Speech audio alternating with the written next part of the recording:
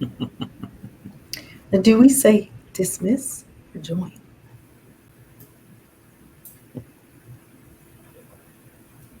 Should we join or dismiss? No, I think you're Dismiss fine. the other session because Just that's not us. just dismiss that notice? Yeah. Okay. All right. Can you Welcome, everybody, to Redefining the Inclusive Workplace Culture. My name is Randy Townsend, Director of Publishing Operations at AGU. Please be sure to add your questions to the Q&A section on the right-hand side of your screen. Before we begin, I would like to thank our sponsors, Cabos International, the American Chemical Society, Origin Report, Scholastica, Adapon, and the American Gastroenterological Association for their generous support of ISMTE.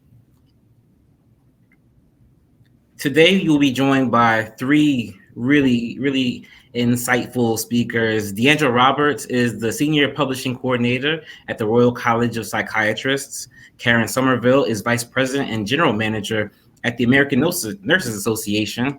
And Kaylin Tucker is the Associate Executive Director of Communications for the National Association of Elementary School Principals.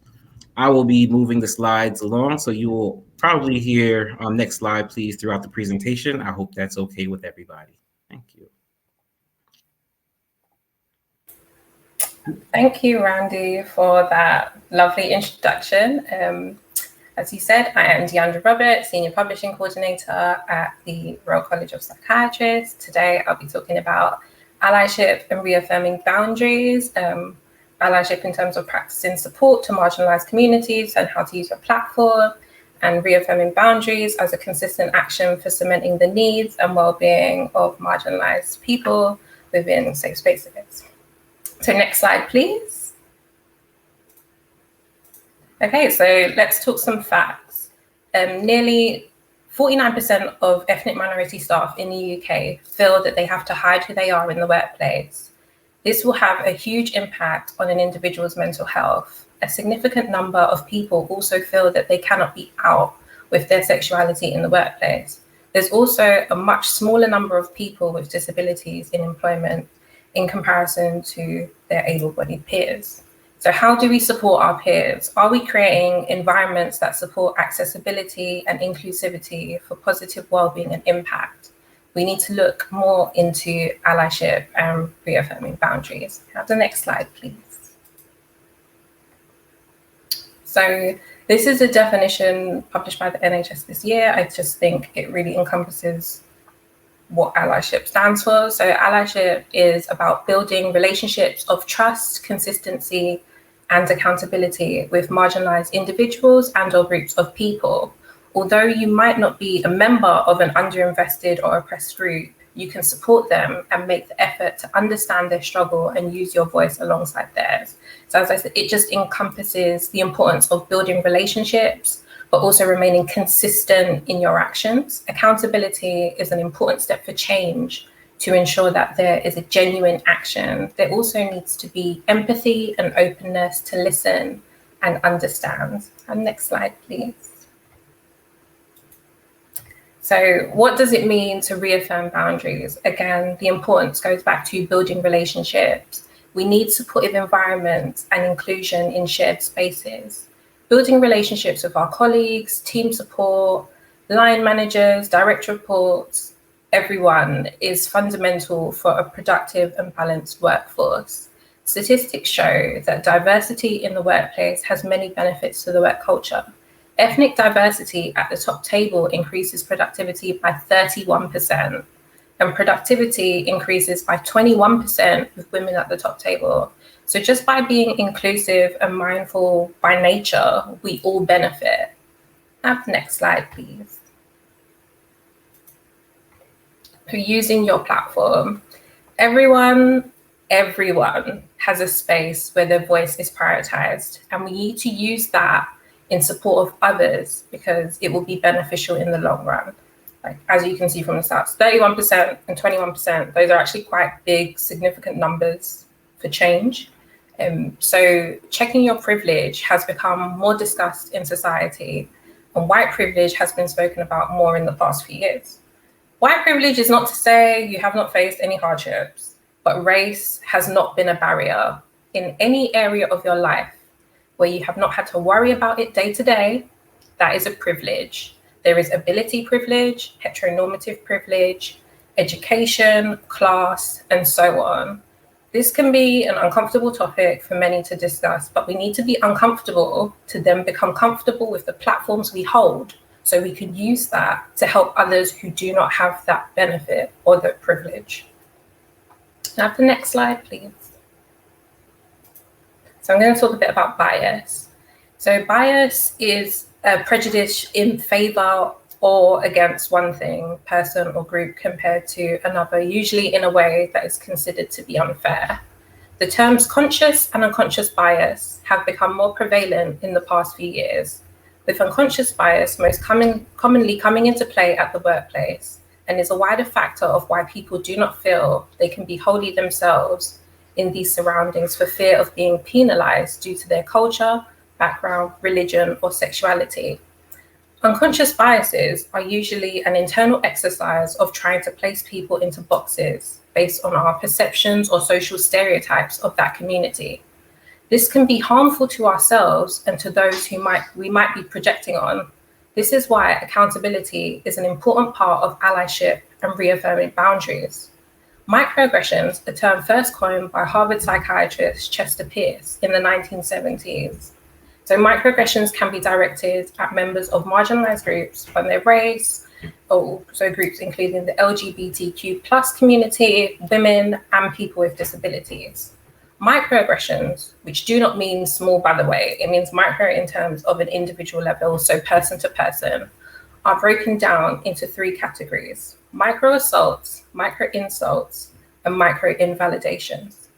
Micro assaults are more obvious and deliberate discriminatory behaviors, such as a security guard deliberately following a Black customer around, or someone telling a racist joke.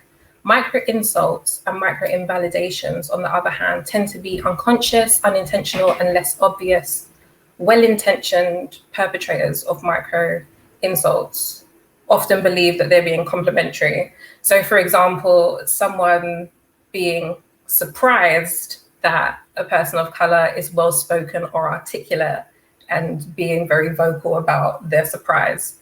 Of course, it's meant to be a compliment, but it is not complimentary as you are surprised at their intelligence. So that is an example of a micro insult and a micro invalidation in one. It is, however, important to say that everyone has unconscious biases. It doesn't make you a bad person, but we can all be better people by listening, learning, and having the uncomfortable conversations that take our biases from unconscious to acknowledged and then a work in progress. Intersectionality is an important tool to use and is a reminder to be inclusive and understanding that experiences are different for everyone, and we cannot ask people to choose parts of their identity that could be a factor of bias. It is also a reminder that we cannot police whether someone is facing a bias or not, as we are not living in their experience. Have the next slide, please. Thank you. So we have some do's and don'ts. Do listen to lived experience. Do speak up when you see injustice. Do ask people how you can help. Do pass the mic and open the door. Do keep going every day. Don't be afraid to make mistakes. Don't center yourself in someone else's experience. Don't speak for someone, amplify their voice. Don't be discouraged if change isn't instant. Allyship is an everyday agenda. It will be tiring and there will be moments where you aren't comfortable, but that is only a fraction of what those going through the daily experience feel. It is important to keep going and to get up if you fall down. There is no such thing as a perfect ally.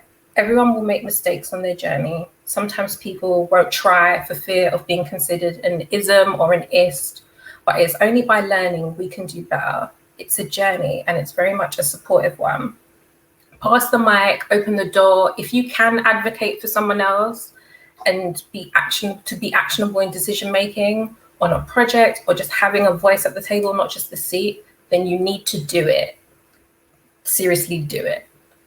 There have been instances where I've worked on a project, I've been asked to, and I know somebody else could bring a valuable experience, and they would not have had the opportunity to be asked or even consulted. So I recommend them, I put them forward, I ensure that I'm passing the mic, I'm opening the door for others, who then we can build the community and the network. So it's really important to do that if you can. Have the next slide, please. So where do we go from here? There's some key important points that we can do. Educate yourselves. As I've said quite a few times, it's about learning and listening. These are key to getting started. We cannot speak on what we don't know. And the best way to understand is from those who are living the experience. These are all steps towards ensuring our workplaces are fit for all mentally and emotionally, and allowing people to be their most authentic self by doing so. Everything needs to be an intentional action. So when you are doing these things, you need to do them with purpose, and you need to do them consistently, and you need to hold yourself accountable. So can I have the next slide, please? So some practical steps, because we often hear, well, okay, yes, do that, but how am I doing that? So checking for inclusive language, checking communications and resources for inclusive language. Often we have resources, information and content that was written years ago and rarely have been updated on public spaces such as websites or leaflets, and even things like information for authors. And we need to ensure that we are continually checking this for the correct language and terminology. It might take time to grasp on the constantly changing language, but if we're staying informed and we are educating ourselves, it will be easier to do so. Auditing your boards and communities, you have to ask yourself, are they representative of society? Do they make room for inclusivity? Is there clear data on the makeup of your teams, your boards, your organizations? If you're using focus groups, are you doing everything you can to make sure that they are as reflective of the macrocosm as possible? By keeping an eye on the data, you are giving yourself the position to be held accountable, and you can make goals for change that you need to answer to, and ensuring you're looking at them on all levels. So question your recruitment practices. Are they largely recommendation-based? I know with editorial boards, we often start from a place of this editor knows this editor, and that's how it expands and it sticks within trusted circles. This does stop a lull in any recruitment, but it's not the most inclusive way of doing so. We often reflect ourselves in those that we would recommend, and it's not uncommon to feel more comfortable around those who represent us. So this can continually put marginalized groups on the outs. And if there is a true call for inclusivity with a means of proactive diversity, we have to change how we set the system. Do you have the opportunity to grow the experiences of those from underrepresented groups? Because if you do, you need to put the work in to make those changes. Remove hard to reach from your vocabulary. Absolutely cannot stand that term. You need to look further afield and be proactive in finding communities you're not in contact with. Hard to reach is something we hear far too much and far too often. Myself, as a working class Black woman with chronic health issues, is considered hard to reach. No, I am not. No one was looking for me. I spent a lot of time early on in my career knocking on doors, speaking, trying to have someone see me, but I was not in anyone's eye line. So we need to remove hard to reach from our vocabulary and consider, where am I not looking? Who am I looking for, and what circles would they be in? And how best can I address those spaces and ask for help? Expand your networks. Don't be afraid to build new ones if the current ones are not fit for purpose. It is never a condition of someone being hard to reach. That being said, there will be times where you will try and the response might not be what you expected, but you tried and then you have to try again. You have to keep going. And word of mouth, like recommendation, is powerful. After time, people will begin to approach you. So also make time to learn about societal differences and how this can affect your practices at all levels. We live in a multicultural society, so we need to be mindful of everyone's differences, which so often are a strength in the workplace. Make time to educate yourself on biases, terminology, and how different social situations are perceived. Have you ever considered how daunting the workplace can be for your one Black colleague? or how someone who's trying to conceal their sexuality for their safety feels in an office that might not feel representative of them, or for someone living with a disability navigating an able-bodied workspace. Being kind is key, and we can do better when we know better.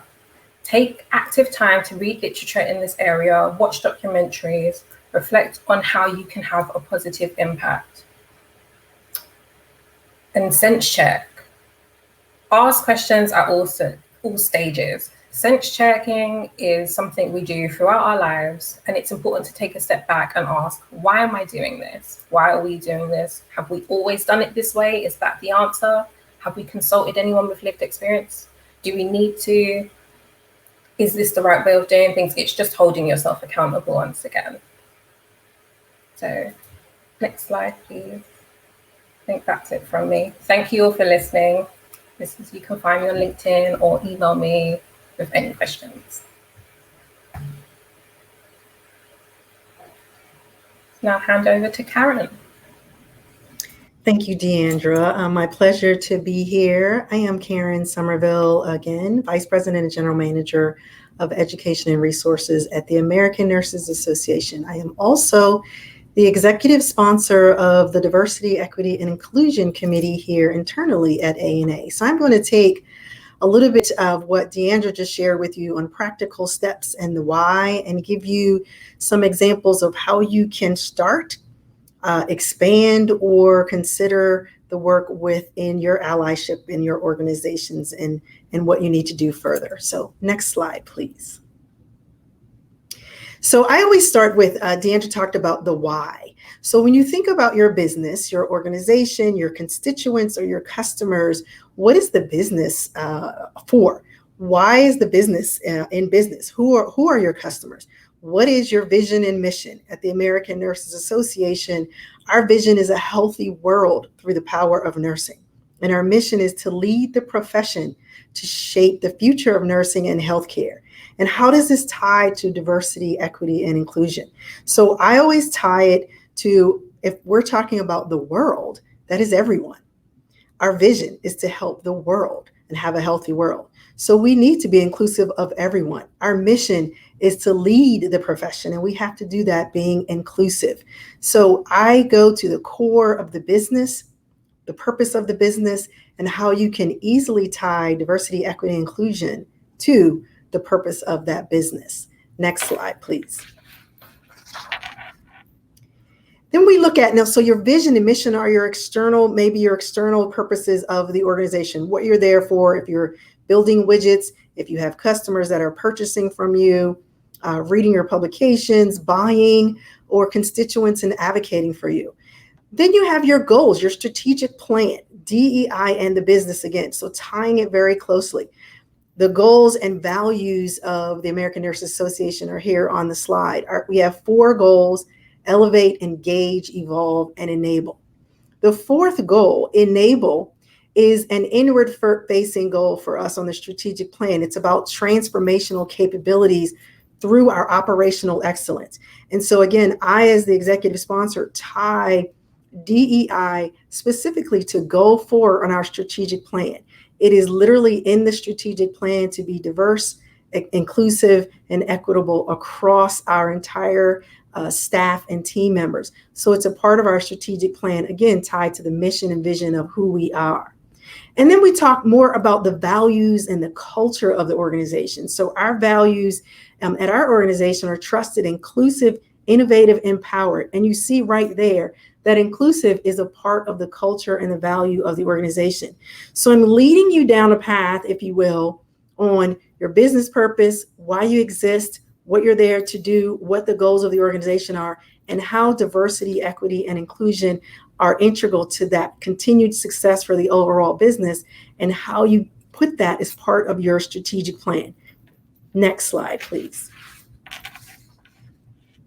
So we're going to take a little bit of a poll. And again, throughout this session, please ask your questions in the Q&A, but we're going to do a poll here. How many, can you see how DEI, diversity, equity, inclusion, ties to your organizational mission and vision? Click on the poll tab and yes or no answers. you can just click those. Do you have, we went back a little bit, skipped a poll, but so let's stay with this one. Do you have a diversity, equity, and inclusion committee within your organization?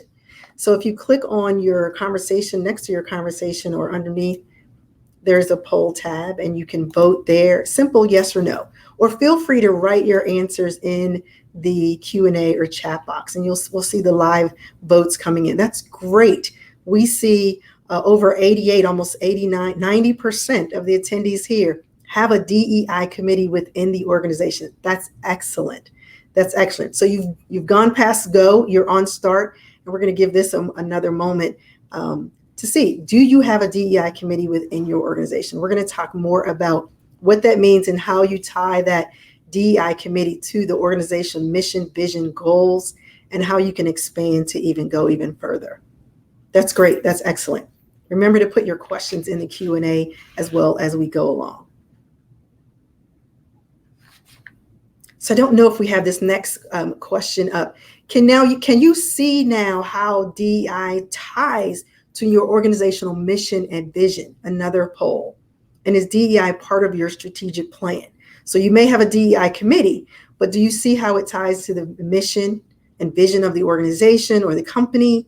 And is it part of the strategic plan? Again, click on your polls tab or drop your answers in the Q&A.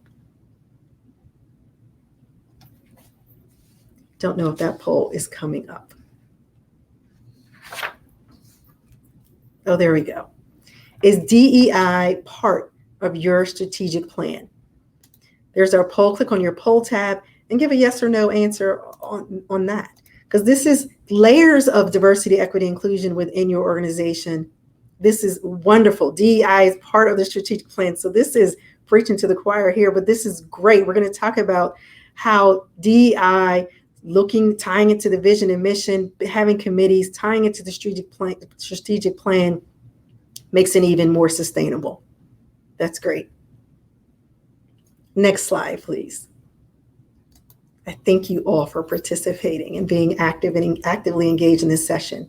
So I shared with you how DEI is a part of our strategic plan. I see it as a part of yours as well, and it ties to the vision and mission and the culture. And I share with you our values here at A&A: trusted, inclusive, and innovative, empowered. And hopefully your culture is also a part of that strategic plan and how you see DEI as part of that. Let's talk more about that and how it becomes a part of the DNA and something that you want to have as an ongoing part of the business. Next slide.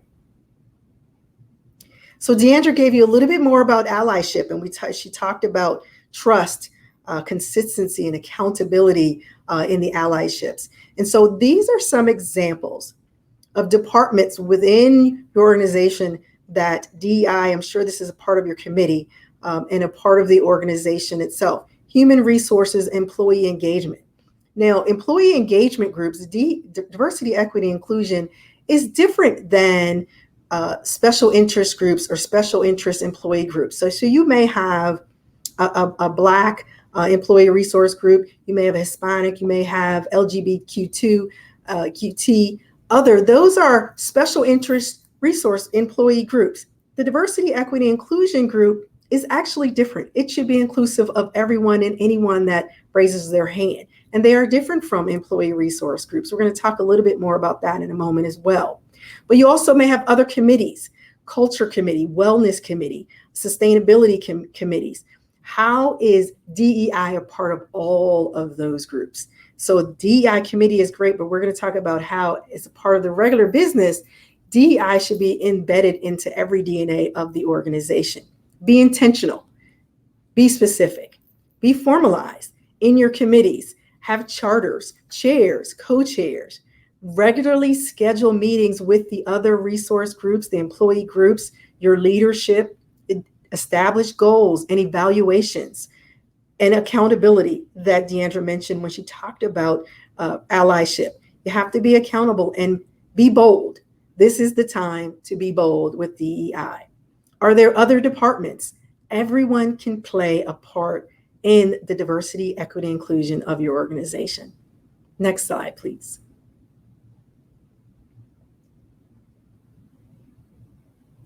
I think we covered these questions. So let's ask this, see if this poll is up. Does your organization have an external DEI position? So besides it being a part of your strategic plan, do you have a position that is publicly facing on your website around diversity, equity, inclusion? Is it embedded in your recruiting? So if you click on your poll tab, let's see what the answers are here. Great. So we have a little bit of work to do. So it's about, we have almost 43% saying yes and 57% saying no. So this is where DEI gets proliferated, not only internally, but what are you presenting externally and how that impacts? Great, we're at 50-50. Wonderful. Your external diversity, equity, inclusion position, again, is it on your website? Does it appear in your recruiting? Is it something easily identifiable for audiences coming to see your business? How can you, as a part of a DEI committee, or thinking and learning more about it today, go back to your organizations and ask those questions and be bold? Next slide, please.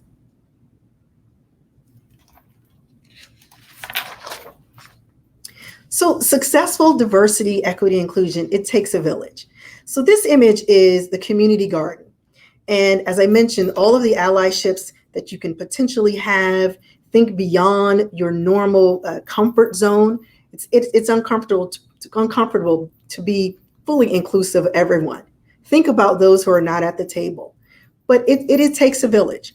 In a community garden, the idea of a community garden is that there are those that know how to plant, know how to grow. They set the garden up, but it's there and available for everyone to enjoy, the entire community. That is the same with diversity, equity, and inclusion. As you are part of the DEI committee, you're here learning about it. You take this knowledge back. You're there planting seeds within your organization, but it's for your entire organization to be a part of and share in the benefits of it. Next slide, please. Here's a sample process.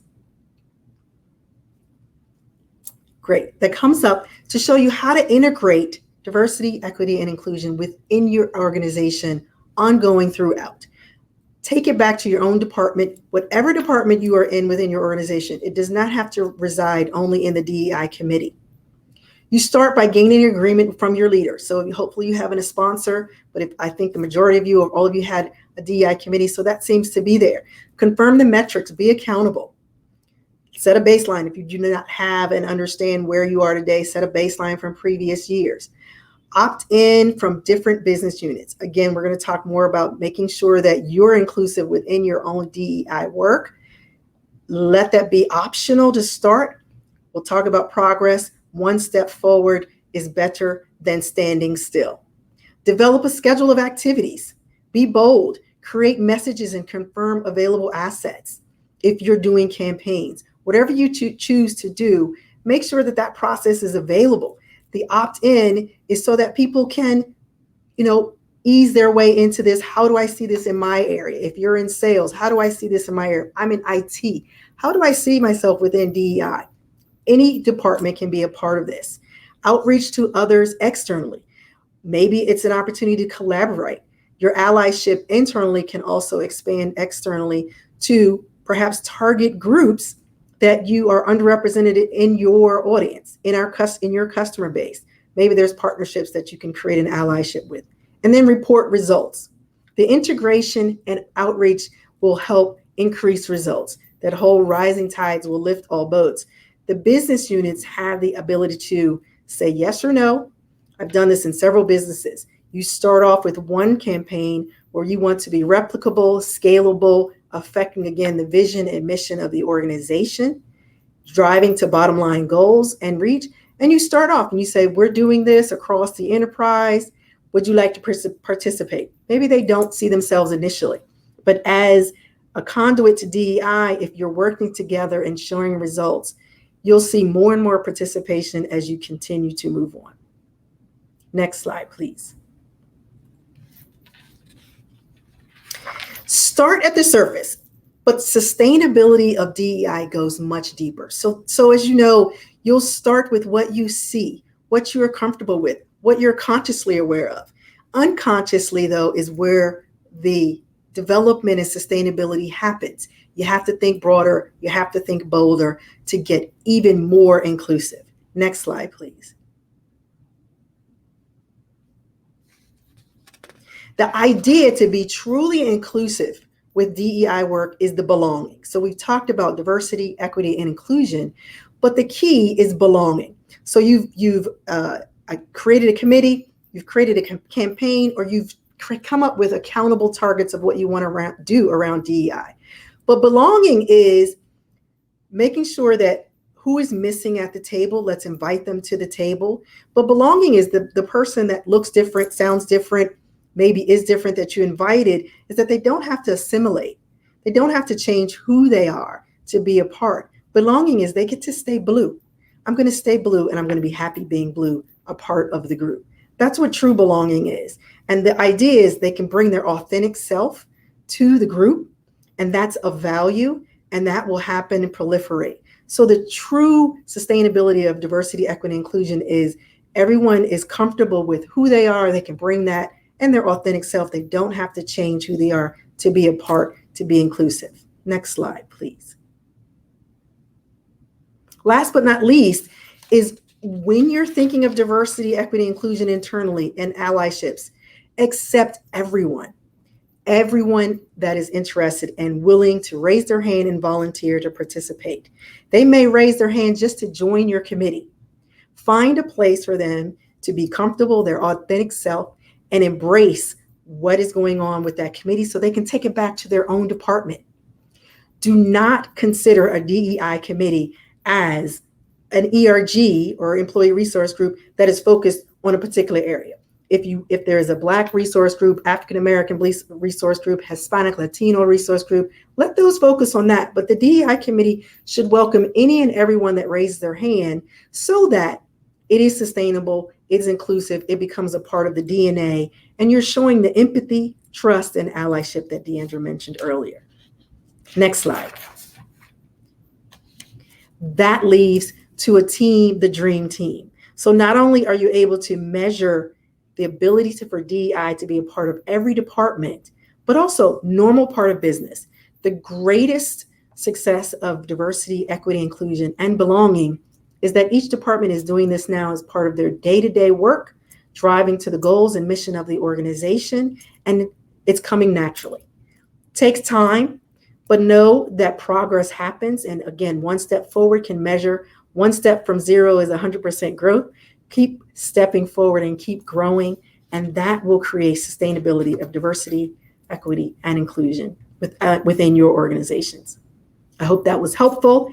I am going to drop my contact information in the Q&A. Feel free to ask questions, and I'm going to turn this now over to Kaylin.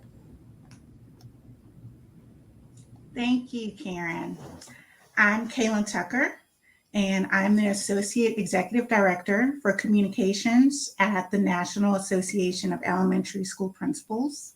And I'm going to try and keep to my time to allow for a little bit of Q&A at the end. Next slide.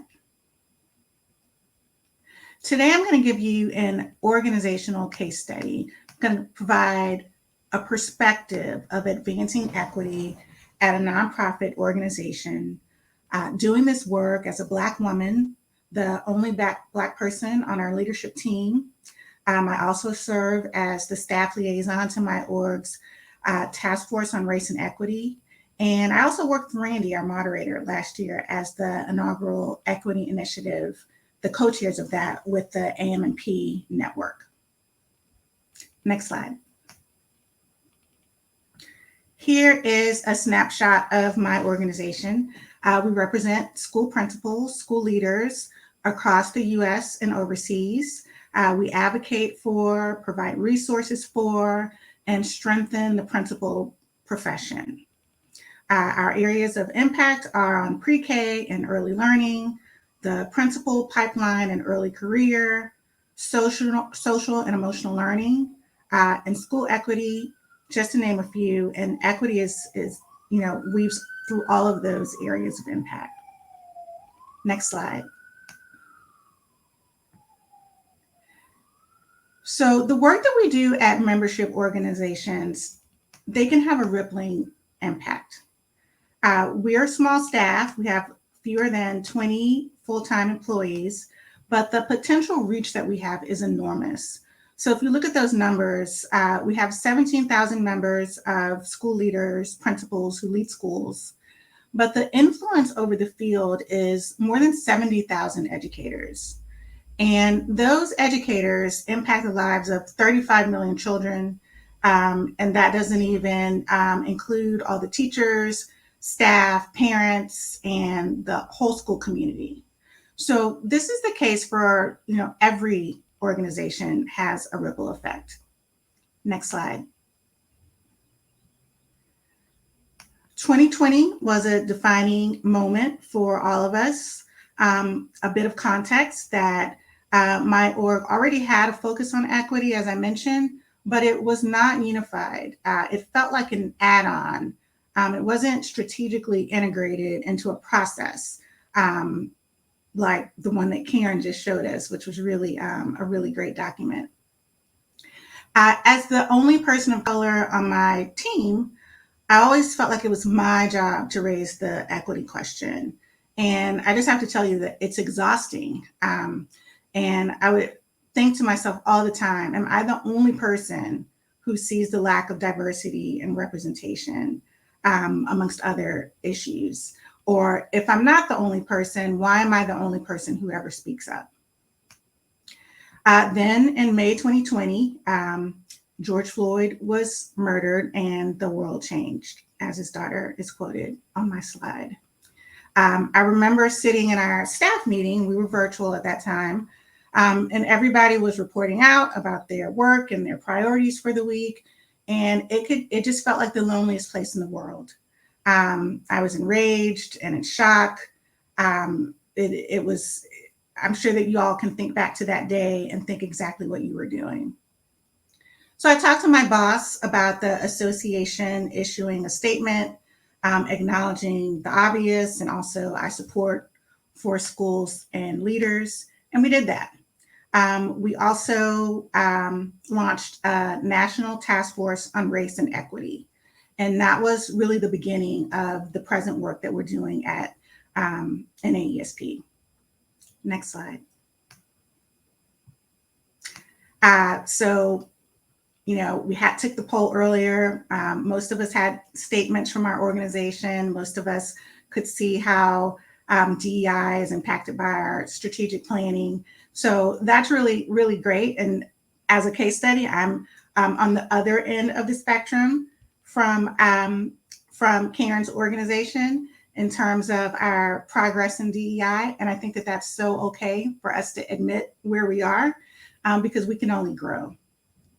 So this session is about how do we sustain DEI, especially when we're in crisis from COVID, that we're still in crisis in many sectors.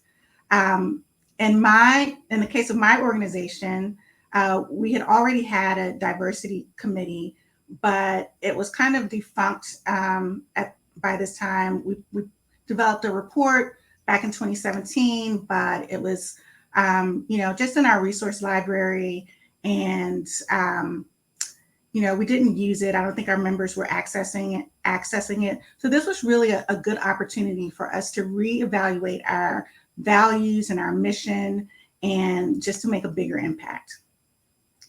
Next slide. So we activated our statement by creating the task force, and the task force was made up of our members, principals from across the U.S. We met bi-weekly for about 4 months to develop these guiding priorities, and then we switched to meeting monthly, and we focused on training principles about equity, including implicit bias and how that impacts leadership, doing an equity audit, and then also how that impacts our advocacy. So in retrospect, in thinking about these priorities, it was really inward looking. It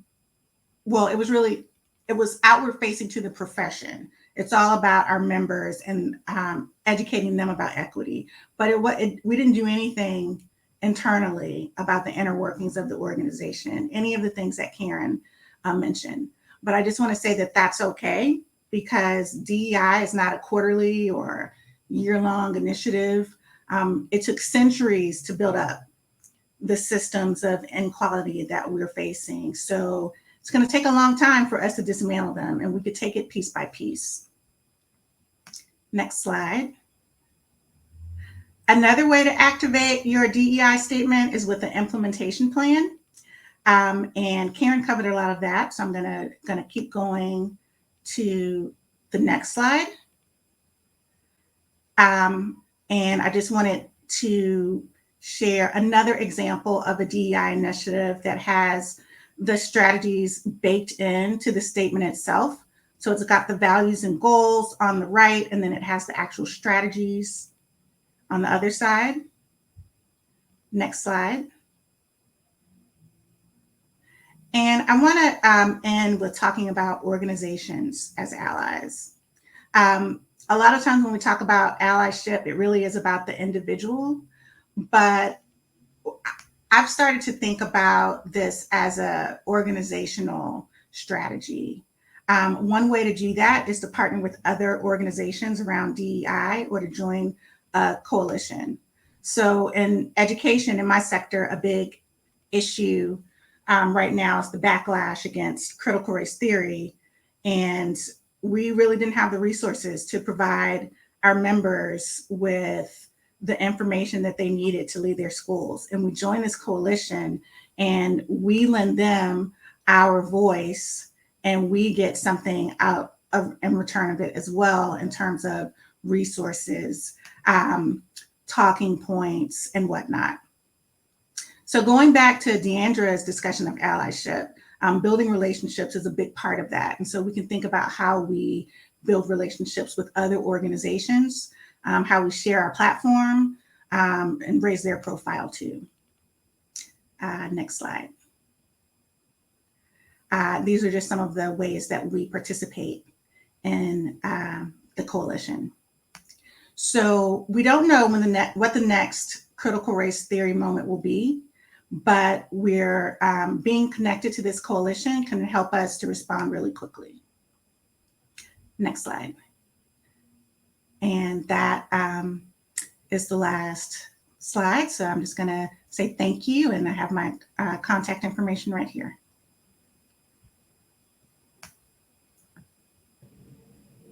Great, thank you all. We have time for one question. I don't see anything in the Q&A, so I'm going to steal the question really quickly.